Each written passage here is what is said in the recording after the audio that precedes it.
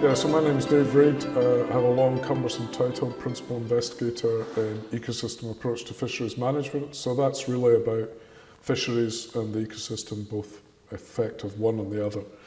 And one aspect of that, of course, is the fishery relationship with seals. In terms of citizen science, there's a lot that citizens can do. It's observations of animals in the environment. So things like seabirds, seals, even dolphins, individual spottings of those by the public reported to groups like the Seal Sanctuary give us more information that we can go on. The stranding information is always very useful to us because we can't go out and monitor everything all the time. So the citizen has a role in all this sort of stuff. One of the things we're working on at the moment is not to do with seals, but it's to do with skates and rays and sharks, and information from the public on where their egg sacs wash up on the shore is proving quite useful in understanding where those populations are. So it's that type of almost observational stuff, but where you have 1 million people doing it, you start to generate some power. The job's about trying to find a way of carrying out sustainable fisheries. So it's like sustainable both in terms of the fish stocks, which is classic fisheries management, and sustainable in terms of impacts on the environment. So what the fishery does to the rest of the environment. So other fish stocks, the sea floor, and things like seals, cetaceans, seabirds, etc. The seal populations interact with the fish population, so they feed, that's their principal source of food. And so that's of course where the interaction with the fishery comes in, because the fishermen are after some of the fish in the sea, and the seals are after some of the fish in the sea. And of course sometimes the fishermen find the seals taking what they regard as their fish. Of course the seals regard them as their fish.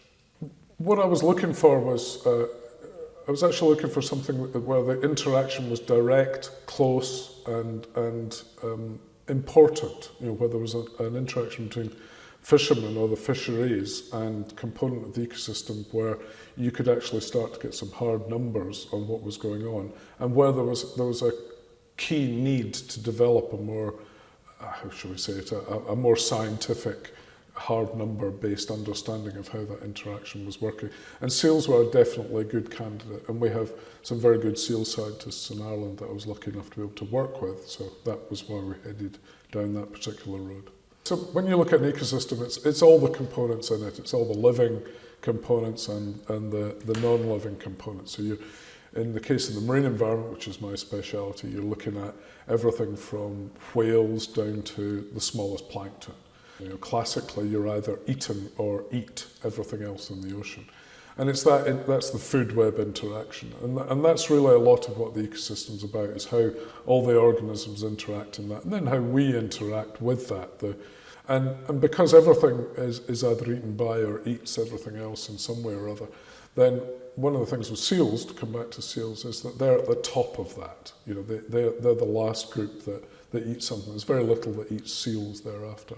So they are what we call top or apex predators, which makes them very useful organisms to understand in the context. If the system's healthy, it can support a good seal population. So that's what we're after, healthy but sustainable systems, but that we can exploit with fisheries. So not about managing ecosystems, we're about managing human impacts on ecosystems. Okay, I'm not an expert on population censuses, but yeah, the recent census of the seals, but the grey seals and common seals in Ireland, has shown that the populations are doing fine. Certainly not declining, probably expanding in most places. So that's a pretty good sign. The populations are low compared to the populations I'm used to in Scotland, maybe a tenth of what we used to have in Scotland. So yeah, the populations are doing fine. And what I've been working on is some of the threats and interactions of that population with the fisheries. So some of the threats to that are bycatch in fisheries, I guess, which is... So the bycatch here is the accidental capture of individual seals in the net. And here we're talking about set nets. These are nets that are put out and left by the fishermen. And so the seal can get caught up in those and of course then can drown as a result. So that's what we would call bycatch, accidental capture of the seal in a fishing net. And so some of these fisheries are causing bycatch effects, and that's a concern. But at the same time, the bycatch is not sufficient to endanger the population, which is the good news about the thing. The seals are obviously coming to the nets for more than just accidental purposes. They're coming to feed off the fish that are in the nets. And that, of course, upsets fishermen a lot. The big outstanding species that's struck is monkfish, which a lot of the fishermen find when they pull up the nets, the monkfish have been half eaten by the seal. And of course, understandably, that upsets the fishermen quite a lot. At the same time, because the seals are coming to the nets, presumably to take those fish, they're also exposing themselves to the risk of these accidental bycatch, accidental being tangled in the nets. So the two things have to be studied together, and you have to understand both things together, and then try and, what we're hoping to do is start then devising or building approaches that reduce both that, it's called depredation, the removal of fish from the net by seals, and the bycatch of seals in the net. So a lot of my job is to try and bring in funding to allow us to continue to do research. And the study I talked about earlier on the seals taking fish out of the nets and the seals getting caught in the nets threw up quite a lot of interesting stuff that we can then take forward. So we showed that there could well be ways of reducing the chances of the seals getting caught in the nets. There could be ways the fishermen work that would reduce the chances of seals taking fish out of the nets. And that's the sort of area we'd like to move on to.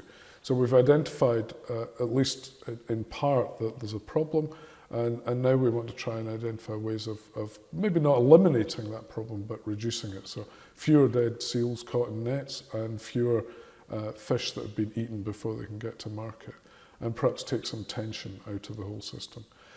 We also would like to continue research on looking at the way those two components, the fishermen and the seals, interact more widely in the ocean. You know, how the food that each of them takes out of the ocean, how that food is a competition between them or not a competition between them.